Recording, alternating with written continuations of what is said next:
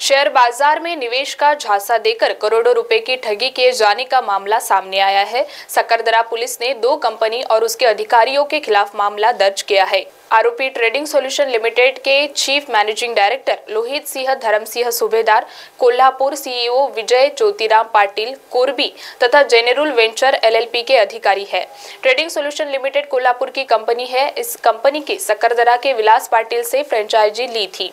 पाटिल ने कारोबार के लिए अविनाश निकालजे को अधिकृत किया था। कंपनी का चीफ मैनेजिंग डायरेक्टर लोहित सिंह सूबेदार और विजय पाटिल निवेशकों को फांसते थे। वे निवेश राशि पर हर माह 3% मुनाफा देने का बताते थे। उनकी बात पर भरोसा करके निकालजे सहित कई लोगों ने जुलाई 2021 से निवेश करना आरंभ किया।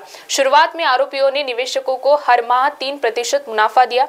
इससे लोगों को भरोसा होने लगा। अगस्त 2022 के दौरान निकालजे सहित 103 लोगों ने 1,84,00,000 का निवेश किया।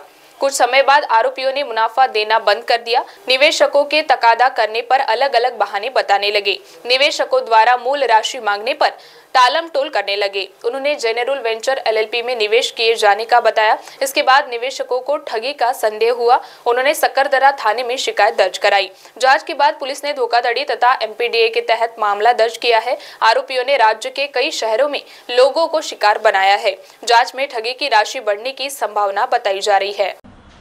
ट्रेडिंग सोल्यूशन नावाची एक शेअर मार्केटिंग कंपनी होती शेअर ट्रेडिंगच्या संबंधाने। त्याची मेन ब्रांच कोल्हापूरला आहे। तिथे लोहित सिंग धर्मसिंग सूबेदार आणि विजय ज्योतिराम पाटील हे दोघं ते चालवत होते। त्यांच्याकडून 2021 मध्ये नागपूरचे रहिवासी विलास पाटील यांनी ती फ्रँचायझी नागपूरमध्ये सुरू केली आणि त्या ठिकाणी इन्व्हेस्टर जे येत होते त्यांच्याकडून ते पैसे जमा करून घेत होते आणि त्यानंतर ते जमा झालेले पैसे जेनेरिव व्हेंचर्स एलपी कंपनीमध्ये शेअर मार्केटिंग ट्रेडिंगच्या हिशोबाने जमा होत होते। अशा प्रकारे 102 लोकांनी त्या ठिकाणी पैसा जमा केला। त्यांना प्रलोभन देण्यात आलं होतं की तुम्ही जी मूळ रक्कम जमा करत आहे ती मूळ रक्कम 3 वर्षापर्यंत तशीच राहील आणि दर महिन्याला तुम्हाला त्याच्यावर 3% व्याज मिळेल।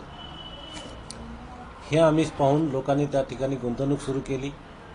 परंतु 1 वर्ष ती कंपनी आमच्या पोलीस स्टेशन सकरदरा हद्दीमध्ये भांडे प्लॉट या ठिकाणी चालल्यानंतर त्यांनी ती कंपनी अचानक बंद केली। लोकांचे पैसे दिले नाही, मूळ पैसे परत केले नाही आणि व्याजाचे पैसे परत केले नाही। त्यानंतर त्यांनी कायम संपर्क करण्याचा प्रयत्न केला परंतु कोणताच प्रतिसाद दिला नाही। त्यानंतर आमच्याकडे ही तक्रार आली।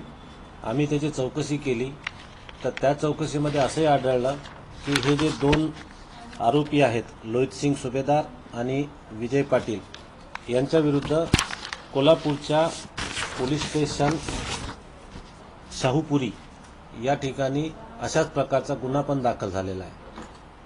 सकरदरा पोलीस स्टेशन त्या दृष्टीने तपास करत आहे। तर यामध्ये अजून आरोपींच्या सहभागी तुमचा काय रोल आहे? आतापर्यंत एकूण किती रुपयांची फसवणूक प्राथमिक अंदाजा आहे? आतापर्यंत आम्ही केलेल्या चौकशीमध्ये 1,84,60,00,000 रुपयाचा हा अफरातफर झालेला दिसून येत आहे फसवणूक आणि त्यानंतर तपासावरून आणखी पुढील दिशा ठरेल। महाराष्ट्र टीवी 24 के लिए ब्यूरो रिपोर्ट नागपुर।